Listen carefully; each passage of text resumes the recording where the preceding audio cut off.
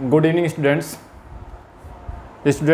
कल अपन ने vector algebra start करी थी और उसके अंदर केवल बेसिक इंट्रोडक्शन कल की क्लास में मैंने पढ़ा था। छोटी छोटी बातें उसमें हमने सीखी थी। आज उसी क्लास को आगे बढ़ाते हुए और आज हम आगे बढ़ते हैं। आज की क्लास एग्ज़ाम की दृष्टि से अति महत्वपूर्ण है, क्योंकि बोर्ड के एग्ज़ाम से की अगर हम बात करें तो 12वीं कक्षा के अंदर जो प्रश्न पूछे जाएंगे उसमें यहाँ से भी प्रश्न आएंगे और आगे जो प्रश्न आएंगे उनके लिए आधार का भी काम करेगी। तो ये एक्सरसाइज आज की जो क्लास है वो अपनी बहुत ही महत्वपूर्ण रहने वाली है। तो इस क्लास को बहुत ही ध्यान से इसको समझना है और हर चीज़ को दिमाग में बैठाते हुए आगे चलना है। तो आज अपन शुरू करते हैं आगे की इस क्लास को। देखो, कल की क्लास में मैंने बताया था कि दो सदिशों की योग तक की बात अपनी हो गई थी कि दो सदिशों का अगर हमें योग जोड़ना हो तो किस प्रकार से जोड़ते हैं। तो उसकी कुछ प्रॉपर्टीज वो मैंने बता दी थी सारी।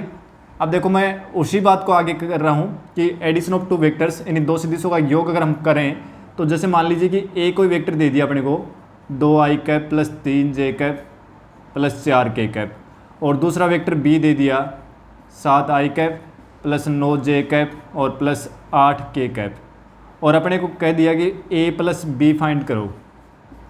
a प्लस बी आपको निकालना है। तो क्या करना है कि उस समय i और i वाले जो घटक है इनको ऐड कर देंगे, j और j वाले ऐड कर देंगे, k और k वाले ऐड कर देंगे। ठीक है, अभी आगे हम पढ़ेंगे कि इस सदिश, पहले देखते हैं। देखो कि मैं कुछ एक्स्ट्रा बात बताता हूँ यहीं। जैसे वेक्टर a है, इस वेक्टर में, और यहाँ पर देखो ये लिखा हुआ भी है एक सदिश के घटक। मैं यहीं कर देता हूँ इसको क्लियर, फिर करते हैं बात आगे कि a कोई वेक्टर है और उस वेक्टर के अंदर जैसे ये लिखा हुआ है कि, चलो मैं और लिख देता हूँ, a i cap plus b j cap और प्लस c k कैप। इसके अंदर जो a b c जो हैं ये कहलाते हैं इसके अदिश घटक, स्केलर कंपोनेंट, अदिश घटक। ठीक है, और ए I cap B J cap और सी के कैप ये कहलाते हैं इनके सदिश घटक। यानी वेक्टर ए के ए बी सी जो है वो तो कहलाते हैं अदिश घटक, और ए I cap B J cap और सी के कैप ये कहलाते हैं इस सदिश के सदिश घटक। ठीक है, तो अगर दो सदिशों को हमें ऐड करना है तो जो सेम सदिश घटक है उनको अपन जोड़ेंगे। तो i में i ऐड होगा, j में j ऐड होगा और k में k ऐड होगा। ठीक है, ऐसा नहीं कि i में j ऐड कर दें, i में k ऐड कर दें, इस प्रकार से नहीं होगा। i में ऐड होगा, j में ऐड होगा, k में ऐड होगा। ठीक है, तो a और b अगर इनका ऐड निकालना तो कितना हो जाएगा, 7 और 2 9i कैप और प्लस 9 और 3 12 j कैप और प्लस 8 4 12 k कैप। ये हो गया दो सदिशों का योग।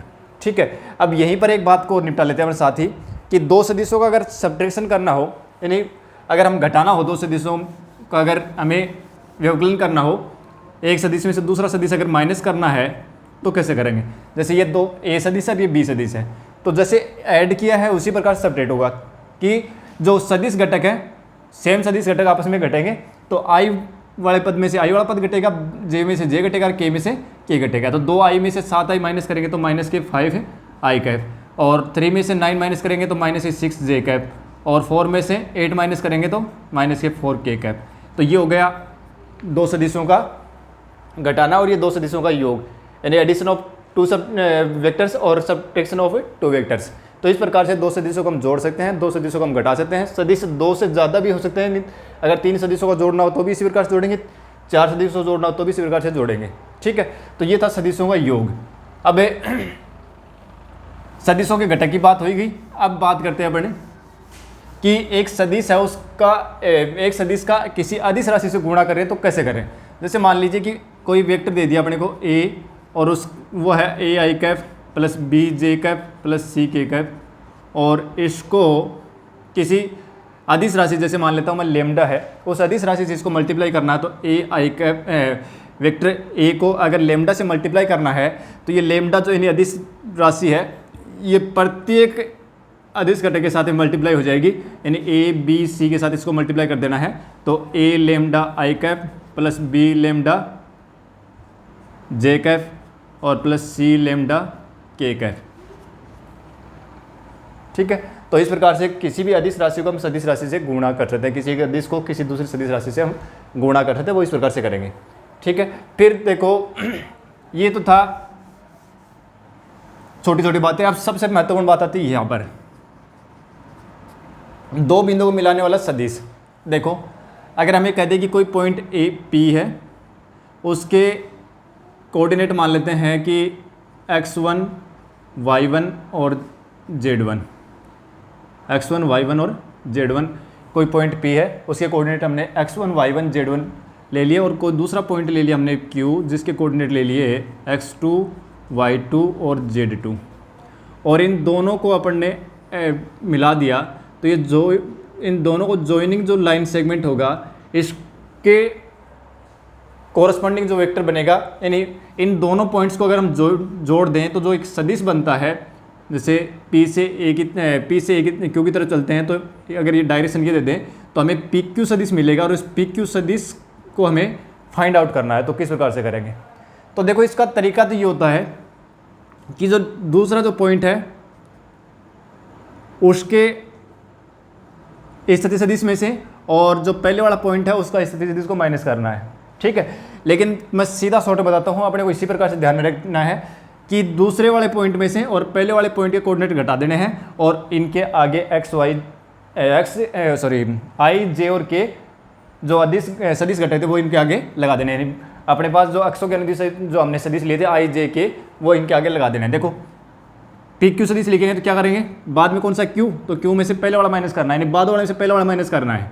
ठीक है, और आई जे के लगाना है। तो देखो x2 में से x1 को माइनस किया तो x2 माइनस से x1 और I cap, plus y2 minus y1 J cap, और प्लस z2 माइनस z1 और k कैप। ये हो गया पी क्यू सदिश। अगर QP लिखना है तो उल्टा हो जाएगा, यानी Q इसमें P में से Q को माइनस करना है। तो दो बिंदुओं को जोड़ने वाले अगर सदिश अपने को निकालना है, दो बिंदुओं को जोड़ने वाला सदिश अगर हमें निकालना है, तो दूसरे बिंदु के निर्देशांक में से पहले वाले बिंदु के निर्देशांक माइनस करने हैं, और उनके आगे आई जे प्लस का चिन्ह लगाते हुए आई जे और के लगा देने हैं। ठीक है, इस प्रकार से हम दो बिंदुओं को जोड़ने वाला सदिश हम फाइंड कर सकते हैं। जैसे मैं एक और लेता हूँ, एग्जाम्पल लेता हूँ, जैसे कि ए कोई पॉइंट है और उसके कोऑर्डिनेट दे रखे हैं 3, 4 और 5, और दूसरा कोई पॉइंट दे दिया B और उसके कोऑर्डिनेट दे रखे हैं -1, 3 और -2। ठीक है, और हमें कह दिया कि आपको वेक्टर ए बी फाइंड करना है। ठीक है, यानी ए और बी को जोड़ा है, और जोड़ने वाला जो सदिश ए बी है वो अपने को निकालना है। तो क्या करेंगे, दूसरे वाले में से पहले वाले माइनस करना है। तो -1 में से 3 को माइनस करें तो माइनस के तो 4 हो गए, और साथ में क्या लगा देना है, आई कैप लगा देना है, प्लस ये तो x2 माइनस x1 हो गया, फिर y2 माइनस y1, 3 में से 4 माइनस कर देना है, तो 3 में से 4 माइनस करें तो माइनस का 1 जे कैप, और फिर z2 माइनस z1 यानी माइनस का 2, और फिर -2 में से 5 माइनस करें तो माइनस के 7 हो गए, माइनस के 7 के कैप। और इस प्रकार से हम लिख सकते हैं -4 आई कैप माइनस जे कैप और माइनस के 7 के कैप। ये अपने को ए बी सदिश मिल गया। यानी कहने का मतलब यही है कि अगर दो बिंदु को जोड़ने वाला सदिश अगर पूछा जाए, तो दूसरे बिंदु में से, यानी यहाँ पर जो दूसरा दे रखा है, दूसरे बिंदु के निर्देशांक में से पहले वाले बिंदु के निर्देशांक माइनस करके और आई जे के लगाते हुए उनको जोड़ देना है। ठीक है, और वो उस दोनों बिंदु को जोड़ने वाला सदिश अपने को मिल जाएगा। तो एक ये चीज़ अपने को ध्यान में रखनी है। अब देखो ये तो बातें हो गई अपनी, अदिश का सदिश से गुणनफल हो गया, एक सदिश राशि के घटक हमने देख लिए, और एक हमने दो बिंदु को जोड़ने वाले सदिश देख लिए। अब देखो हालांकि अगली एक्सरसाइज में पढ़ेंगे हम ये बात चीज़ें, लेकिन फिर भी हम यहाँ पर एक बात करते हैं। देखो त्रिविमीय निर्देशांतर में 3 अक्ष होती हैं, ये हम सभी अच्छी तरह से जानते हैं, x अक्ष से, y अक्ष से और z अक्ष। ठीक है, और ये ओरिजिन पॉइंट होता है O। मान लेते हैं कोई पॉइंट P है और इनको जोड़ने वाला ये सदिश हो गया अपना वेक्टर R। ठीक है, यानी P का स्थिति सदिश लिखा हमने, और वो या यूँ कह दो कि OP के अनुदिश हमने एक वेक्टर दिखा दिया, वो वेक्टर R है। ठीक है, अब देखो अपना टॉपिक ये होगा कि किसी सदिश के दिक् कोजय व दिक् अनुपात, दिक् अनुपात, यानी कि direction cosines and direction ratios of A vector, ये अपने को देखना है। डायरेक्शन कोसाइंस और डायरेक्शन रेशियोज और वो किसी वेक्टर के वो देखने हैं। अगले एक्सरसाइज में हम पढ़ेंगे डायरेक्शन कोसाइंस और डायरेक्शन रेशियोज जो है वो एक लाइन के निकालेंगे, वो अपन देखेंगे। तो तरीका वही होगा जो इसमें सदिश में पढ़ेंगे, वही उस लाइन के लिए होंगे। देखो क्या है डायरेक्शन कोसाइंस, क्या होती है डायरेक्शन कोसाइंस से, यानी कोई एक सदिश है, वेक्टर आर हमने कोई सदिश लिया और ये सदिश जो है ये इन तीनों अक्षों के साथ में कोई कोण बनाता है। जैसे अल्फा एक्स अक्ष के साथ इसने अल्फा कोण बनाया, वाई एक्स के साथ इसने बीटा कोण बनाया और जेड एक्स के साथ इसने गामा कोण बनाया। ठीक है, ये जेड एक्स जो है ना ये यूँ है इस तरीके से, ये तो दोनों अपने इसके ऊपर हो गई, अपनी बोर्ड के ऊपर हो गई। तीसरी जो जेड एक्स है वो ये है यूँ और अंदर की तरफ जा रही है। ठीक है, तो यहाँ पर ये नहीं कि ये एंगल कैसे आ गया। ठीक है, तो ये ध्यान रखें कि ये इस प्रकार से एंगल है, ये इस प्रकार से। ठीक है, तो ये चीज़ें देखनी है अपने को। अब देखो क्या था कि हम बात कर रहे हैं कि कोई भी सदिश है उसकी दिक् कोजय देखनी है अपने को। तो वेक्टर आर है, इसकी हमें डायरेक्शन कोसाइंस निकालनी है। तो कैसे निकालेंगे कि ये जो वेक्टर है ये अक्षों के साथ में कौन कौन से कोण बना रहा है और उन कोण की कोसाइंस की जो वैल्यू होगी वही इस वेक्टर की डायरेक्शन कोसाइंस होंगी। तो वेक्टर आर जो है, वेक्टर आर के डिसीज डायरेक्शन कोसाइंस को हम शॉर्ट में लिखेंगे डिसीज, क्या होगा कि एक तो कोस अल्फा, कोस बीटा और cos gamma, cos alpha, cos beta और कोस गामा, यानी कि ये सदिश जो वो अक्षों के साथ में अल्फा, बीटा और गामा को बना रहा है, उन कोणों की कोज्यों का जो मान होगा वो उस सदिश की दिक् कोसाइंस होंगी। ठीक है, अब देखो एक चीज़ तो ये ध्यान रखने की गलती नहीं कर दें, इसको ब्रैकेटों बंद नहीं कर दें, क्योंकि ब्रैकेटों बंद करते ही पॉइंट हो जाता है, तो कभी भी ब्रैकेट नहीं लगाए, ये गलती होने की संभावना रहती है। ठीक है, तो वेक्टर आर की डिसीज हमने लिख दिए, कोस अल्फा, कोस बीटा और कोस गामा। ठीक है, अब इसको एक स्मॉल लेटर एल, एम और एन से भी हम इनको डिनोट करते हैं। दिक् कोसाइंस को हम एल एम एन से भी लिखते हैं, एल एम एन, यानी एल है वो तो कोस अल्फा, एम है वो कोस बीटा और एन है वो कोस गामा। मतलब ये हुआ कि कोई भी जो सदिश है वो एक्स अक्ष के साथ में जो कोण बना रहे उसकी कोई जगह मान तो एल हो गया, और वाई के साथ जो कोण बना रहे उसकी कोई जगह मान एम हो गया, और जेड एक्स के साथ जो कोण बना रही है उसकी कोई जगह मान एन हो गया। ठीक है, अब एक चीज़ तो अपने को ये ध्यान रखने की इनमें आपस में एक रिलेशन होता है, वो रिलेशन ये है cos square alpha plus cos square beta plus cos square gamma बराबर 1 होता है। एक तो ये याद रखनी है। ठीक है, यानी दिक् कोसाइंस से जो है उनके वर्गों का जो योग है वो 1 होता है। ठीक है, अब देखो यहाँ पर ही मैं कुछ एक्स्ट्रा बात बता देता हूँ। देखो यहाँ पर अगर ये चीज़ जान रहे हैं हम, अब पर क्वेश्चन अगर इस प्रकार से पूछ ले कि कोई रेखा या कोई सदिश, ठीक है, रेखा के लिए भी और सदिश के लिए भी यही बात होगी, दोनों के लिए पर्सन मैं रेखा के जोड़ते हुए कर रहा हूँ कि कोई रेखा एक्सों के साथ अल्फा, बीटा और गामा कोण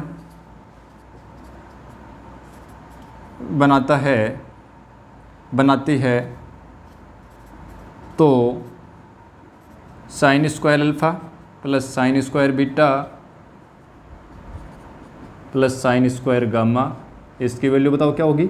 और दूसरी अपने को पूछ ले कि कोस 2 अल्फा प्लस कोस 2 बीटा और प्लस कोस 2 गामा, इसकी वैल्यू बताओ कितनी होगी। दोनों ही प्रश्न अच्छे हैं क्योंकि ये चीज़ तो हम जानते हैं, cos square alpha, cos square beta, cos square gamma तो 1 है। ठीक है, यानी कोज्यों के वर्गों का योग वो तो 1 होता है। अब इसी से हम ये निकालेंगे।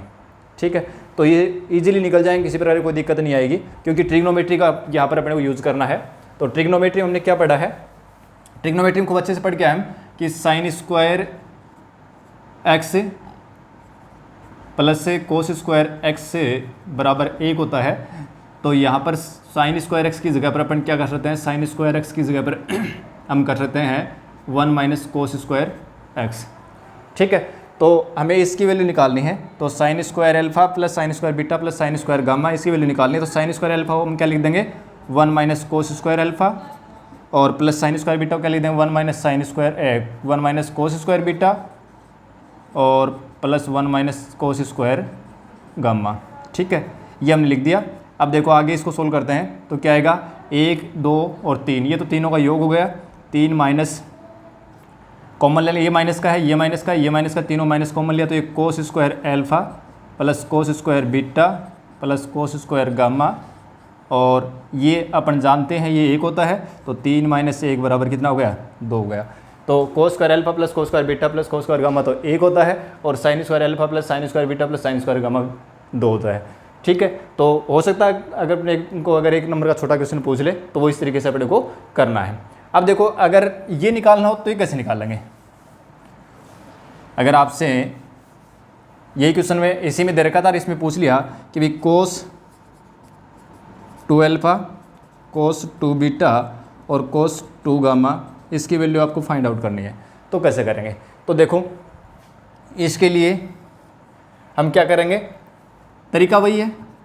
अपने को पता है कि कोस 2x से डबल कोण को सिंगल कोण में बदलने के लिए फॉर्मूला होता है, वो 3 रूप में होता है। ये cos square alpha minus sine square alpha, तो ये लिखते हैं इसको, एक 2 कोस स्क्वायर एल्फा माइनस 1 होता है, और एक 1 माइनस 2 साइन स्क्वायर एल्फा होता है। ठीक है, 3 होते हैं। तो अपने पास जो वैल्यू दे रखी है वो कोस स्क्वायर एल्फा यानी कोस के रूप में अपने पास वैल्यू है, तो ये कोस 12x जो है इसको हम प्योरली कोस में कन्वर्ट करेंगे। ठीक है, यानी ये फॉर्मूला अपने यहाँ पर काम में लेंगे। तो देखो मैं कोस 2 अल्फा और कोस 2 बीटा कोस 2 गामा को, यानी डबल एंगल है और इसको मैं सिंगल में कन्वर्ट कर रहा हूँ, तो मैं इसको लिख सकता हूँ 2 cos square alpha minus 1 plus 2 cos square beta minus 1 और plus 2 cos square gamma minus 1। ठीक है, ये हो गया। अब देखो इन तीनों को तो मैं एक साथ लिखता हूँ और तीनों में से 2 कॉमन ले सकता हूँ, तो मैं 2 कॉमन लेकर के इसको लिख देता हूँ cos square alpha plus cos square beta plus cos square gamma और माइनस 1 माइनस 1 माइनस 1, तो माइनस के 3 हो गए।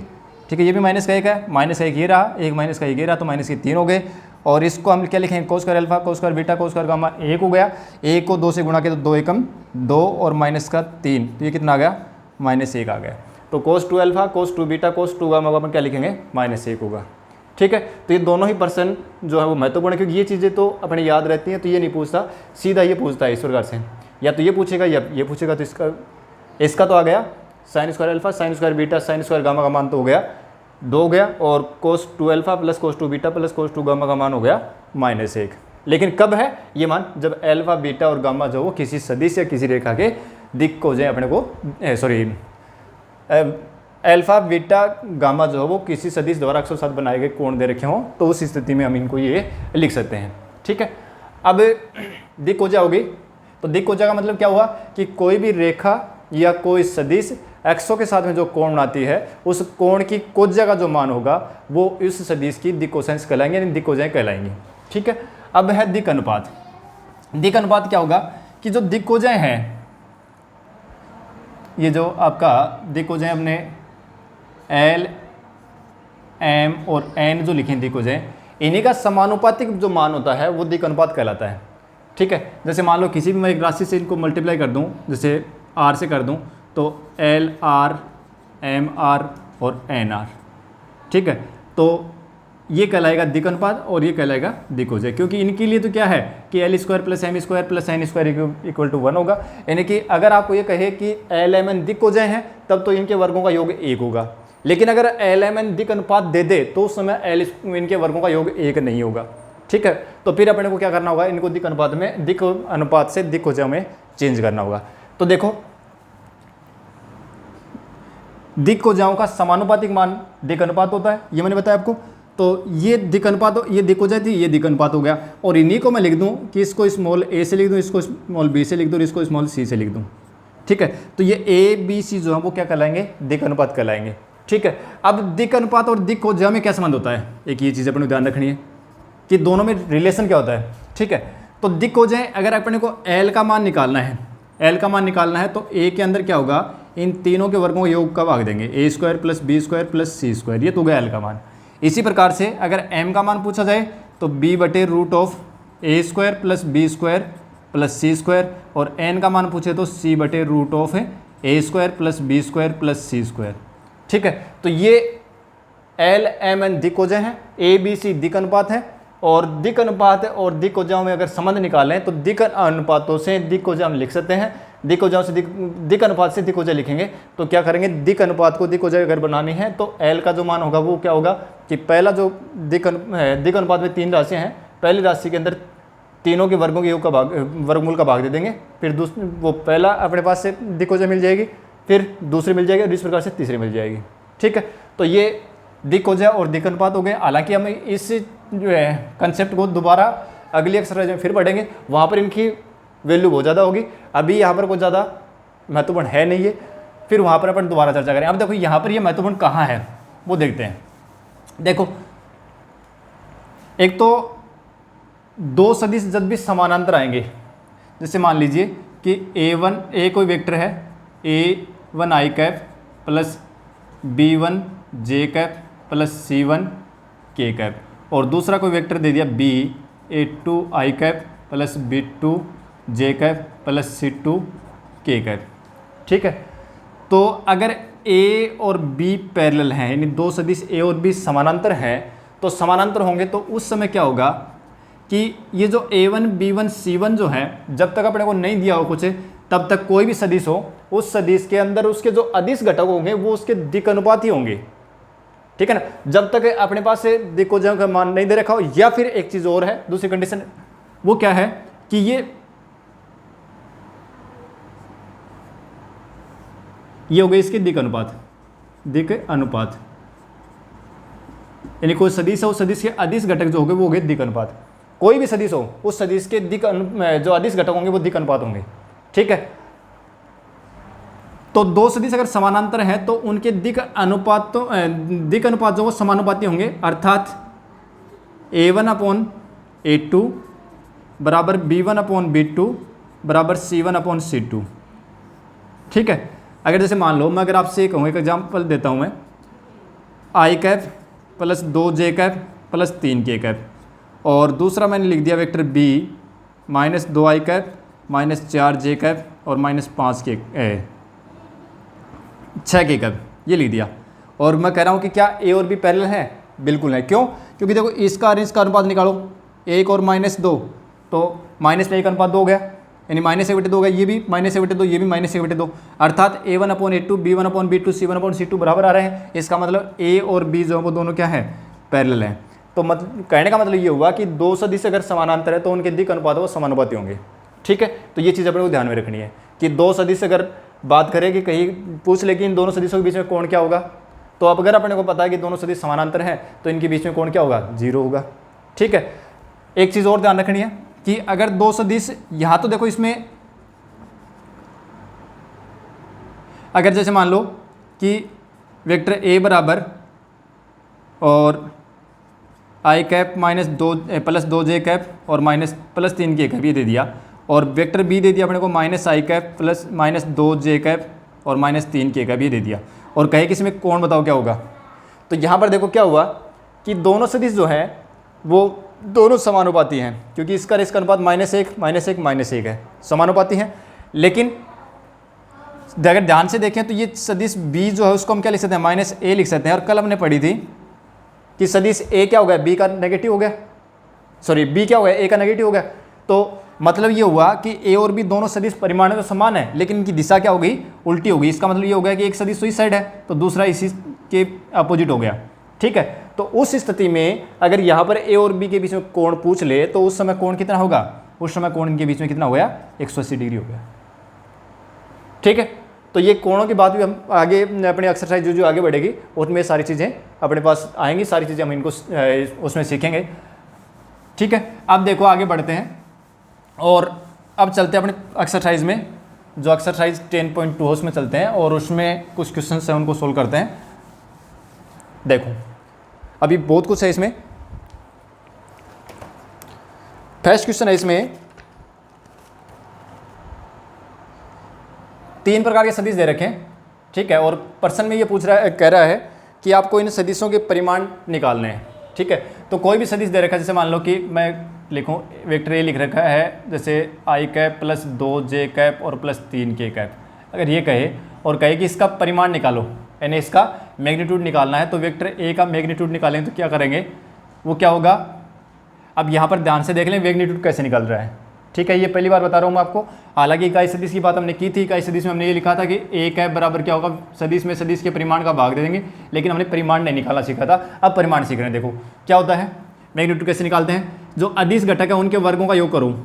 यहाँ 1 है, ये 2 का स्क्वायर, 3 है 3 का स्क्वायर, और फिर इन सभी का योग करके उसका वर्गमूल निकाल दो, वही इसका मैग्नीट्यूड होगा। यानी किसी भी सदिश का परिमाण अगर निकालना है तो उस सदिश के जो अदिश घटक हैं उनके वर्गों का योग करो और फिर उसका वर्गमूल निकाल दो।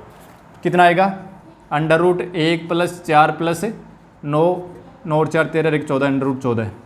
तो वेक्टर ए का जो परिमाण में कितना हो गया, √14 हो गया। ठीक है, अब देखो जैसे एक इसमें क्वेश्चन दे रखा है, दूसरा वेक्टर बी लें और वो है 1/√3 i कैप + 1/√3 j कैप और + 1/√3 k कैप, ये दे दिया। ठीक है, तो यहाँ पर b का परिमाण निकाले तो वो क्या आएगा, ये जो अदिश घटक है इनके वर्गों का योग करो, 1/√3 का स्क्वायर + 1/√3 का स्क्वायर + 1/√3 का स्क्वायर और फिर इसका वर्गमूल निकालो। ठीक है, अब इसका स्क्वायर करें तो 1 का 1 और वर्गमूल का स्क्वायर करते हैं तो वर्गमूल का चिन्ह हट जाता है, तो 3 आ गया, ये भी 1/3 हो गया, आगे वाला भी 1/3 हो गया, 3 एलसीएम आएगा और इन तीनों को ऐड करेंगे तो ये 1 3 हो गए, 3/3 मतलब 1 होगा, तो इसका परिमाण कितना आ गया, 1। अब यहाँ पर एक चीज़ और नोट कर लें कि किसी भी सदिश का अगर परिमाण 1 आता है तो वो सदिश क्या होता है, इकाई सदिश होता है। कल हमने बात पढ़ी थी कि हमने यूनिट वेक्टर की यही डेफिनेशन देखी थी कि कोई भी वेक्टर यूनिट वेक्टर कब होगा, जब उसका मैग्नीट्यूड 1 होगा।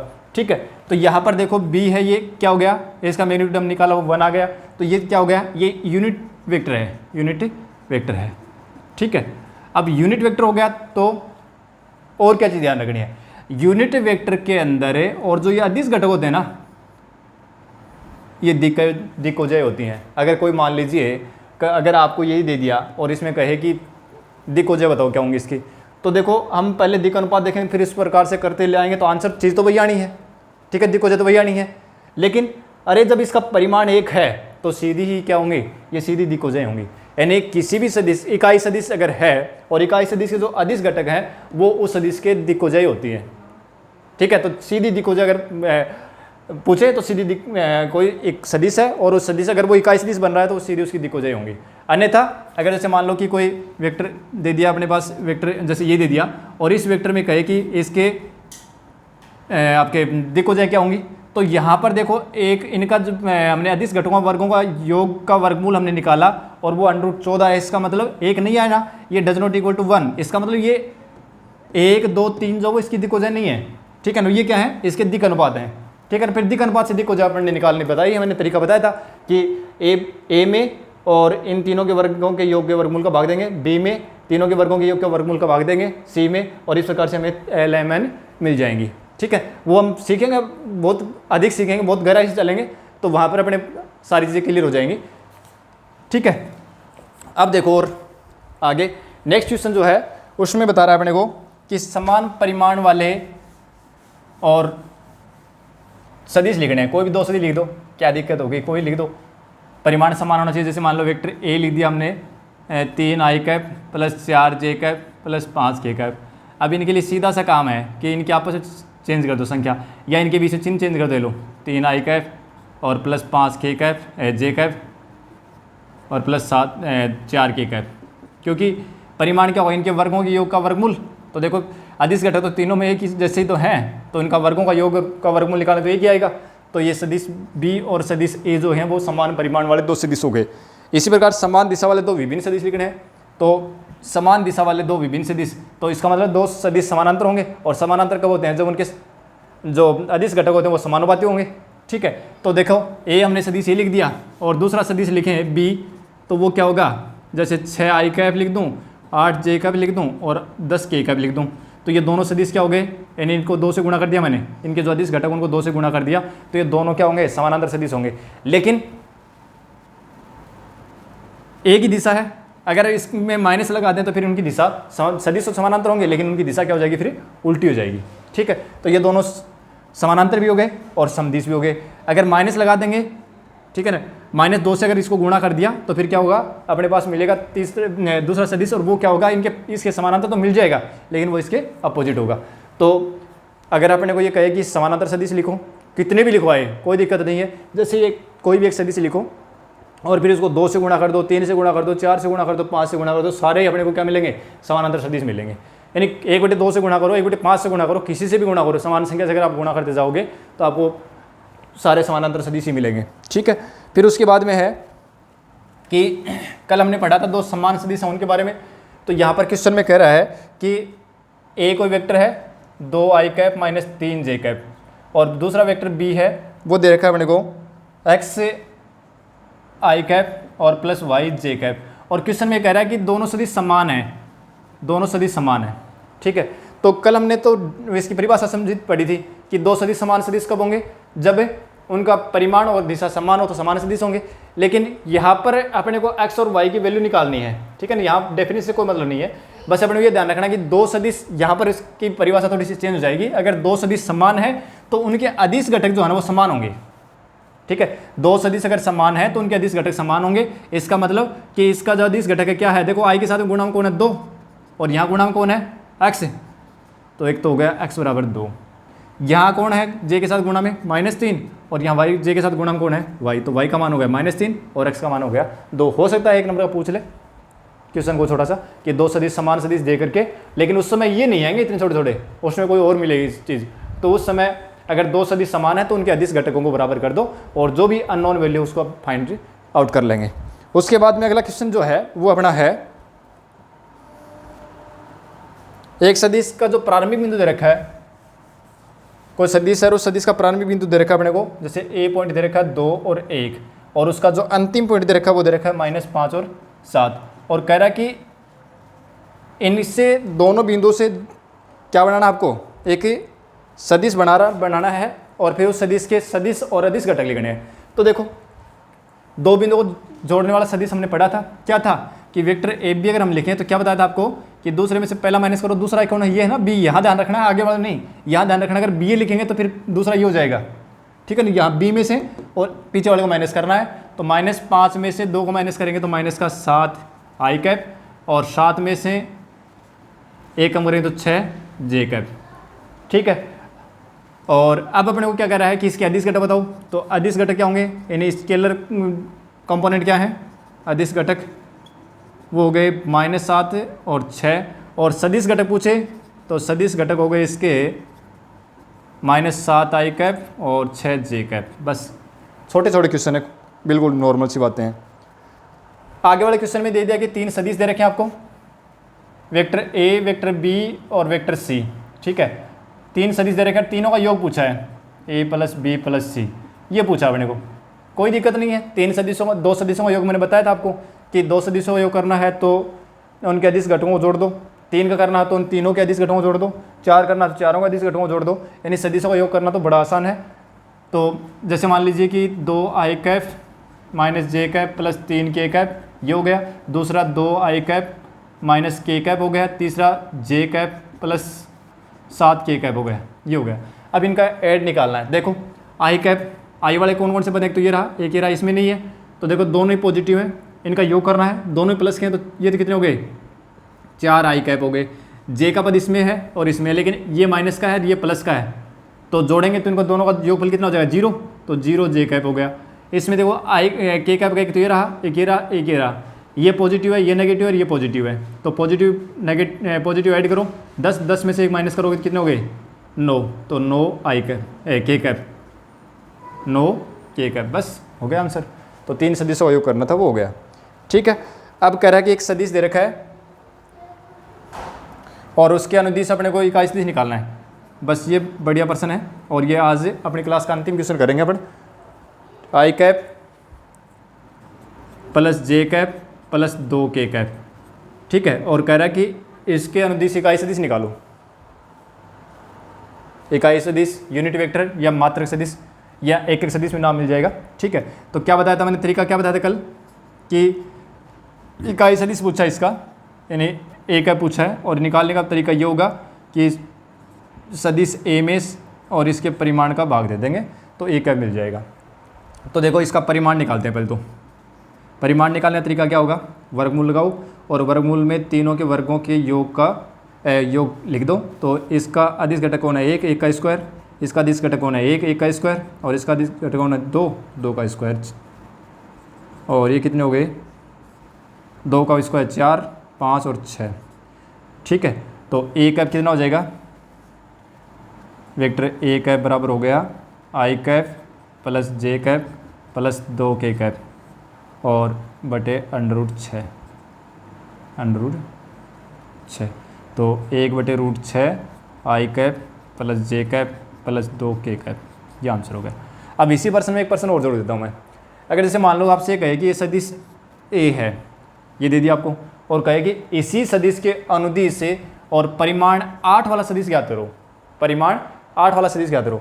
तो देखो हमने इस सदिश के अनुदिश का सदिश निकाला एक है, तो इसका परिमाण तो कितना आएगा, 1 आएगा। ठीक है, और इसी के अनुदिश परिमाण 8 वाला सदिश पूछे तो मतलब ये हुआ कि जो इकाई सदिश आया ना उसको 8 से गुणा कर देंगे।